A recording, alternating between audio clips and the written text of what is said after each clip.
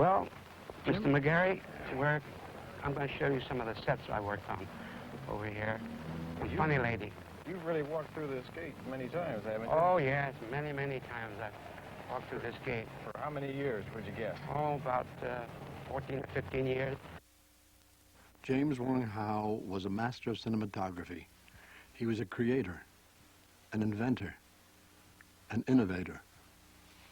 I am Daniel Mann, director of 3 films which James Wong Howe painted with light: Come Back, Little Sheba, The Rose Tattoo, and The Last Angry Man. As a friend and fellow worker in the motion picture industry, I knew James Wong Howe as a master of naturalistic black and white photography, but also as one who set a standard of personal and professional excellence, remembered to the present day. He worked on 120 films between 1922 and 1974. He directed 2 features. He worked on documentaries. He photographed commercials. And he directed a television series. And won 2 Oscars. The first for The Rose Tattoo, a film which I directed in 1955. His second Oscar was for HUD in 1963.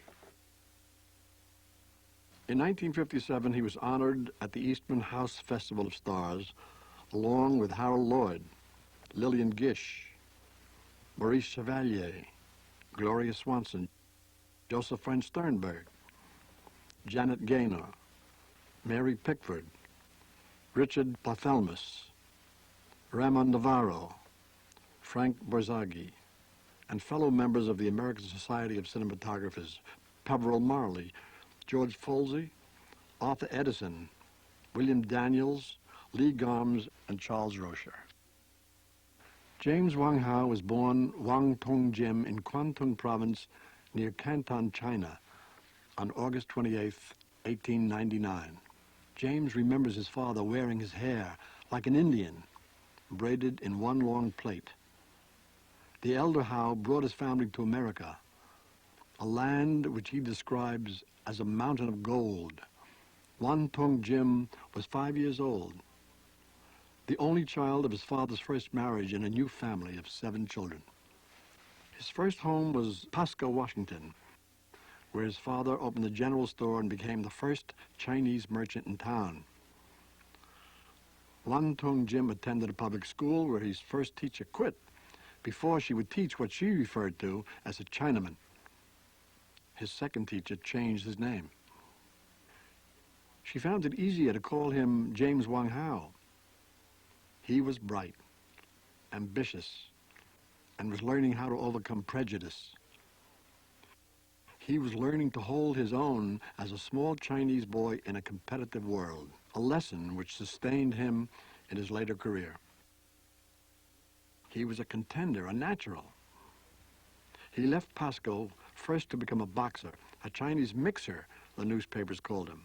Later he worked as a bellhop in a Beverly Hills hotel. At the turn of the century, the movies were just being invented, and James Wong Howe helped to invent them. It was an exciting time. Everyone was just learning how to make movies. James Wong Howe, then only 17, got in on the ground floor. He was employed by the famous Players Lasky Company as a janitor. But he was part of a growing art and industry and was in touch with some of the great movie makers. And James Wong Howe worked his way up with them. From sweeping up film ends in the camera room, he graduated to assistant cameraman, the first step in a professional career that would continue for more than 50 years and more than 100 films.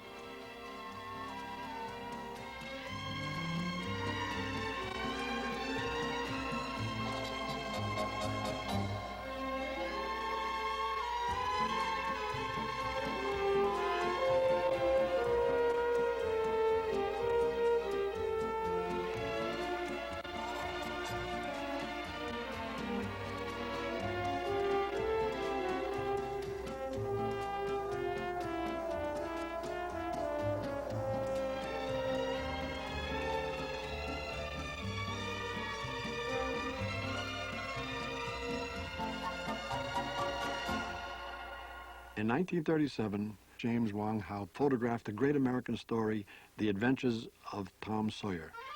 It was directed by Norman Taurog, with sets designed by William Cameron Menzies. Here are some 16mm background shots made on the set of that production in 1937.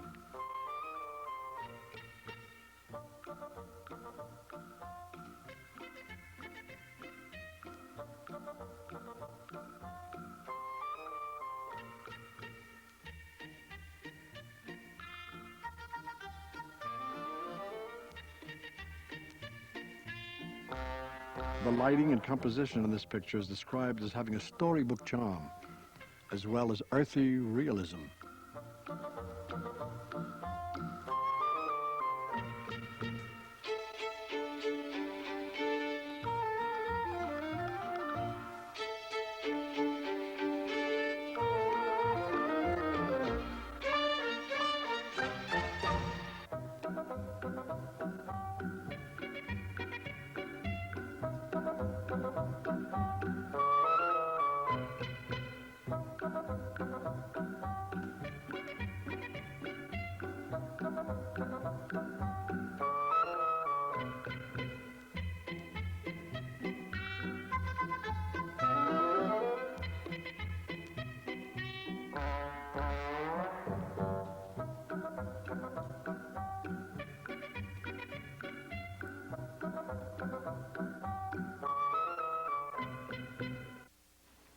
In 1975, the following conversation between James Wong Howe and Frank McGeary, then president of Motion Picture Laboratories, was held on the set of Funny Lady.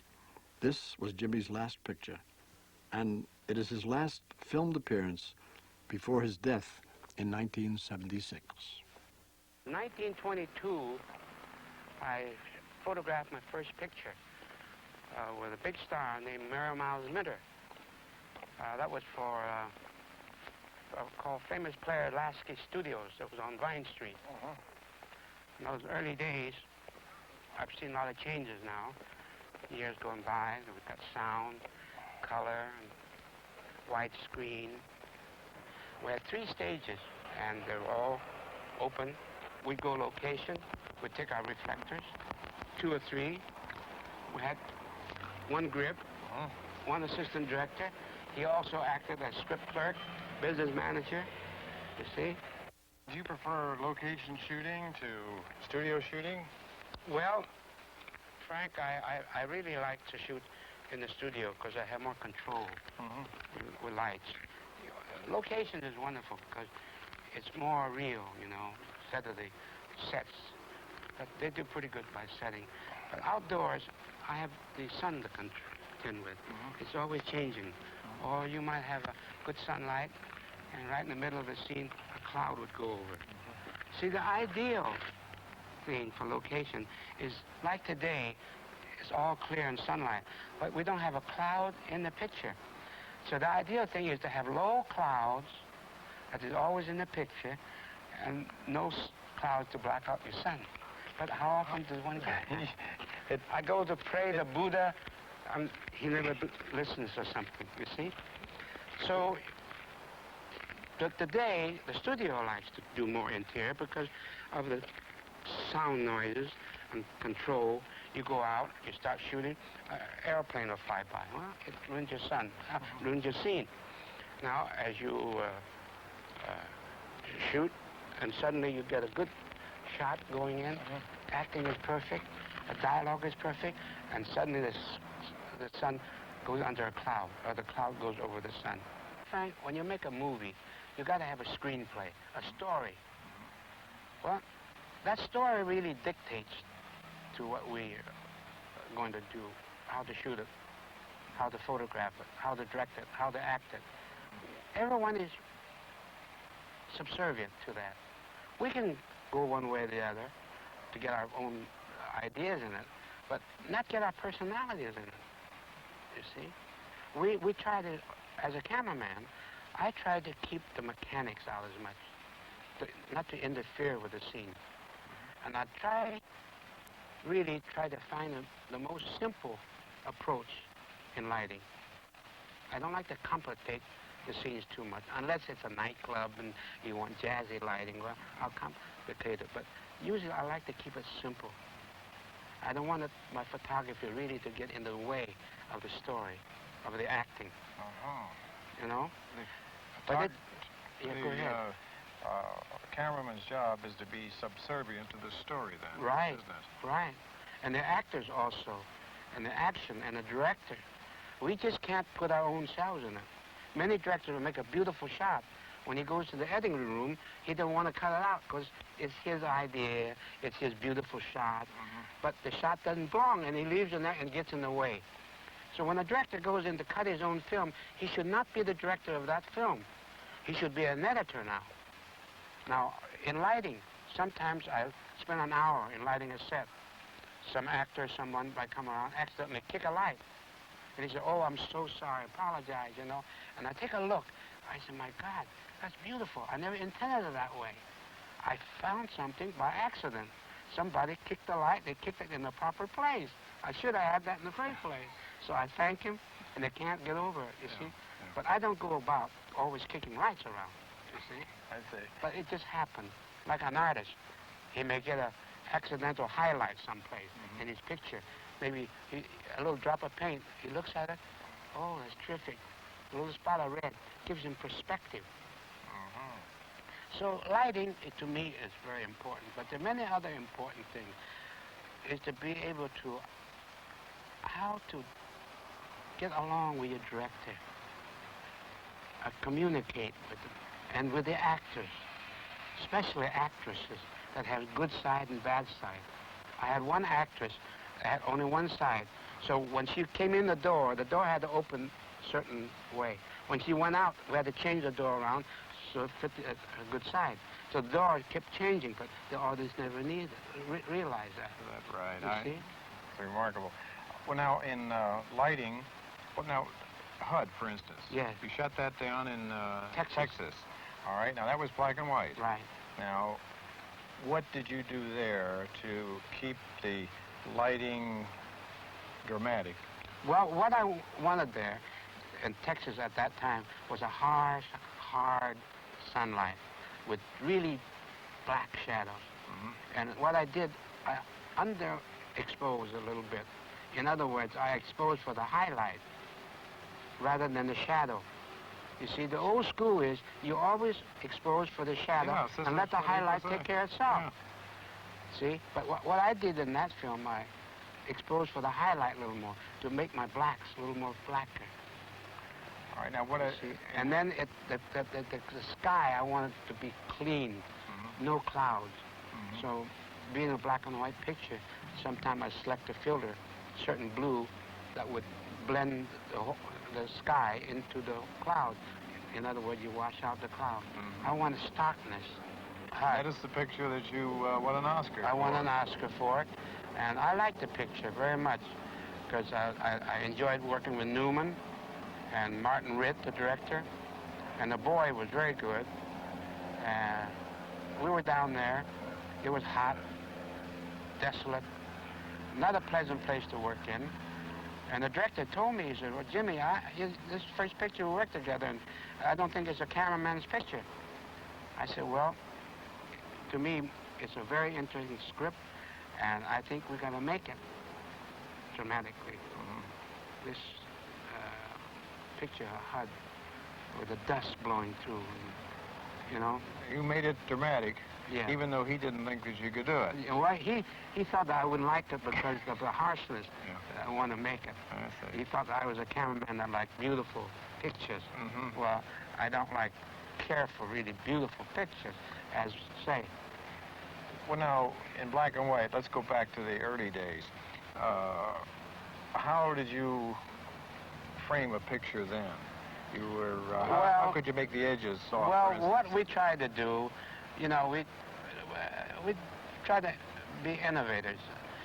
We had all this sharp line of the frame on the screen, and what we tried to do was soften it by vignetting it, and we'd have a little mats and put in our mat box, and there would be galls, and there were certain layers. You go from one thin, 1, 2, 3, 4, 5. So you blend it in, soften it, So we used to make a close-up. We would burn a hole in the center, but just a face would be in focus. Everything else in the background would be diffused, you see. And it still could work today, only there are too many zooming and panning shots. Now, today, they have a zoom lens. Well, in our days, we didn't have zoom lenses. Now, there isn't anything wrong with a zoom lens, Frank. It's a good instrument if you use it properly. All right, how to use it properly? Well, I think most of the people, not most, maybe some of them, they use it in the wrong place. They zoom in and they zoom out. And you know it's a zoom lens. It brings a flat picture up. You can use it by, say, you want to make a little movement, get a wheelchair or something set in it, and get the camera moving, and then you start zooming. Or start panning with your camera, then start zooming. But move the camera first without zooming. Don't have a zoom shot stationary and you zoom in and out. See? And then a lot of times... You go into it easy. Yeah, a lot of times it's better to make a cut than to zoom in. Because as you're zooming, you're wasting footage. And people, you're going to zoom up there, so when you get there, it's a close-up anyway. What happens is the zoom. What's the audience going to say? He's slowly creeping up on them? Or what? You see? Yes. Now, when you come to the editing room, you might say, oh, gee, I'd like to get there sooner. So you have to cut out, and you only get a piece of your zoom. So you got to lay your camera angle, cut with your cameras. You got to know what the relationship from one shot to the other. You can jump cut from a long shot right up to a big close-up to give it dramatic impact, or you can slowly dolly up. You might say, oh, I got a beautiful piece of music background on that. I'll just creep up so the audience won't be aware of this camera movement. See, there's so different ways of moving the camera. It all depends on the scene and the mood, and up to the director. See? Does the directors consults with you as to this timing of these various moves Yes, you make? right. It times it with a script girl. She has a stopwatch, how long it takes to move up there at the right note. And this picture, Funny Lady, I just finished, we had a lot of moving shots. The many things a cameraman has to watch for is not just only lighting, compositions, camera setup, but he's got to communicate with quite a number of people. First of all, the director, then the stars, the leading lady, leading man. I take a script home when I make a movie, read it, make a plan of the style of lighting, then I go and consult with my director. We discuss it, see whether we agree or disagree on points. Many times there's a disagreement, and we make changes. And then next I go to the art director. I want to know where the doorway is going to be, the windows, or skylights, you see, and where the lamp's going to be on the wall, on the floor. And then we talk to the set dresser, what color the furniture will get in, have in. Costume designing, very important, because certain women, certain people, especially women, certain colors are becoming to them, others don't. And people react to color. If they get the color that doesn't suitable to them, it reacts. Now, we'll have color now. Everything's movies are made in color. There's very few black and white. The last one was the Donovich. I love black and white pictures. I heard that you like black and white very much. I think it's much more difficult to light a black and white than color. Colors itself separates. But in black and white, they have different values. Some have same value, only they're different color. A red, dark red might blend in with a kind of a light brown. So we have to know how to separate it. But dramatically, to me, I think black and white is very good, very useful. Sometimes I think color gets in the way. In the early days, we didn't have electric equipment we keep around, what we call booster light. We had to take reflectors like this. So I was making a picture with Victor Fleming directing. He's the man that directed On With the Wind and all. Great fellow. He used to be a taxi cab driver. We were making a picture of Richard Dix. We're up in Arizona.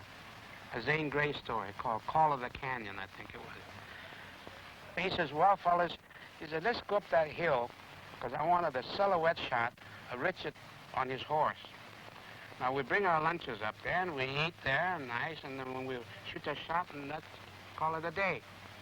I said, Vic, you going to have close-ups? No, leave all your reflectors and everything down, because it's too heavy to carry up there. Just bring the lunches. So we did. Everybody packed up, carried a little piece. We got up there, and we had our lunch, and we made the shot. It's nice. Richard Dix looks down into the valley. You see, now, this way is a scene. The story dictates to what you should have. He said himself, he said, I don't want a close-up. But when you look down, he needs a close-up of Dick's face looking down and then showing what he sees. See, the action dictates that. You can't write ahead of it. So I said, well, he said, I need a close-up of Richard. I said, Vic, I asked you. You said to leave all my reflectors down there. How am I going to light them? He said, that's your problem. Well, this is the day before paper cups. We had tin cups in those days. I would drink water, coffee. So I see those tin cups laying around there. They're all shiny. I said, Vic, how many tin cups can you pick up in your hand? He said, why? Well, let me see. You got big hands. He grabbed it. He said, I can hold 5. I said, fine. Now, hold it up and reflect it from the sun. Now, get it on Richard's face. And he did. He said, a little shaky. I said, well, that's all right. I said, but I need more on his clothes. So we called in the grips and burn. Each one picked up as many as they can. And we used tin cups. And I lit that close up with tin cups. But the movement of it and the pattern looked like the sun was coming through the tree, and it looked beautiful. Wonderful. Much prettier than if I had a reflector. It was original. That's you improvise. I made a picture called Air Force. We made down in Florida. Howard Hawks was the director. One day, these B-17s are coming in about 7:15. So we still see them silhouetted against the sky. And as they land, they put on their landing lights. And the field was supposed to have been bombed and fire, flame. I had all my lights set up. But just about an hour before we start shooting, I said, let's test out the lights. The generator breaks down. No lights. Well, again, I said, Howard, we're out of luck. He said, why? I said, no lights. And the B-17s are coming in. He said, that's the only time I'll get them, Jimmy. After that, they go, and we won't have them anymore. Because, you know, there's a war going on. And I had a hell of a time getting these 9 B-17s that let them use us in this picture. Well, he says, your job to light it. So I always used to carry flares along when I go on location, in case I want to make a fireplace or something. So I called my man and I said, look, how many flares we got? Oh, he said, we got 3-4 boxes. 3-minute flares? He said, yeah. I said, well, look, let's take the reflectors off of the lights and mount them on the reflector stand, you see? And let's, in front, drive a stake in, and about 1 foot away, we stick a flare in. I had about 10, 12 lights to light up this space. And my electrician, I told him to wire it up. Well, he did. And here, we waited for this B-17. So while we're waiting, I said, look, you better take one flare out there and hook it up and here to see will ignite, because this damn thing may not go up and, you know, we're out of luck. Well, here they came, coming, the B-17, about 7:15. They were on time. And they were beautiful, silhouette against the sky. And as they approaching this landing space, they put on their landing light. And just before they got close enough, I said, hit the lights, and hit all the flares lit up. And they flickered, and smoke was blowing across. Well, it was wonderful because this airfield was supposed to have been burning. You see? And the smoke helped it.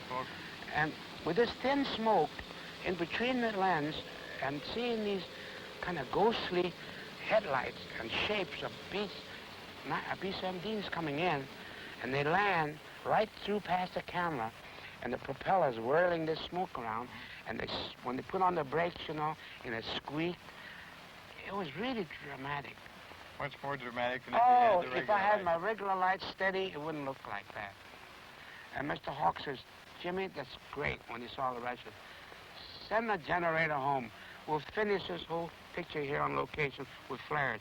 Order more flares, more flares. So we shot the picture, finished it with flares. Tell me, as far as your laboratory is concerned, is it rather important? It's important to us to get instructions. How about for you to give instructions? Oh, yes. I keep in close contact with my lab. If I shoot day for night or any special effects, I make a report. It's on a slate. It's day for night. This is light changes, you know, when switch on lights and lighting effects. Then I call up in the morning. I talk to my timer. I go see my rushes, probably about 7 o'clock in the morning, and then we discuss the timing. You've got to work close in harmony. With the laboratory. Yeah. Good. It's because that's a very important part of it. If you don't develop it right, my photography is going to look bad, and I don't want to pass the buck, and, you know, we want to, so let's get together. Okay. Has the film changed over the years that you've been in this? Yes. We got color, mostly color now, and it's getting faster every day, which is very helpful. And the laboratories are handling it much better, getting a finer grain development. And if you want to go out and shoot available light, that means without any artificial lights that you take along to help your lighting, but just go out in the street at night and shoot. They can boost it up, 1 stop, 2 stop, and not get too grainy. It's pleasing. And sometimes a little grain doesn't hurt if you're making documentary, you know? It helps a little bit. It gives a little more authenticity. You're always experimenting. You're trying out things. And people ask me, how you do that? Well, I tell them, I don't keep no secrets. Because if I keep secrets, Frank, I'll never mature or advance or get new ideas. When I use it once, it belongs to the public. They'll figure it out sooner or later, you know? Yes, I've So seen I have to go and search and think out new things. I don't want to repeat myself too much. And after 57 years, I'm getting hard to find new things now, you know? You know, we have Panavision now. It's a wider screen. Doesn't mean that we make better pictures. You will see bigger pictures. But sometimes bigness is not good. It's not acceptable. But I don't care about the proportion of 16 millimeter or 35 millimeter or 70 millimeter. It's what you put on the screen that's in front. As long as you picture it up there and keep your audience interested so he doesn't feel that seat's getting harder and harder, I think that you don't need all this $1 million production. I think that a small group can go out like we have here. 16 millimeter camera, get a good idea, go out with a couple, 2, 3 reflectors, and then if inside we can use photo floods, we can make a little film. Have fun making it. The enjoyment of making it. The enjoyment of creating something. You see?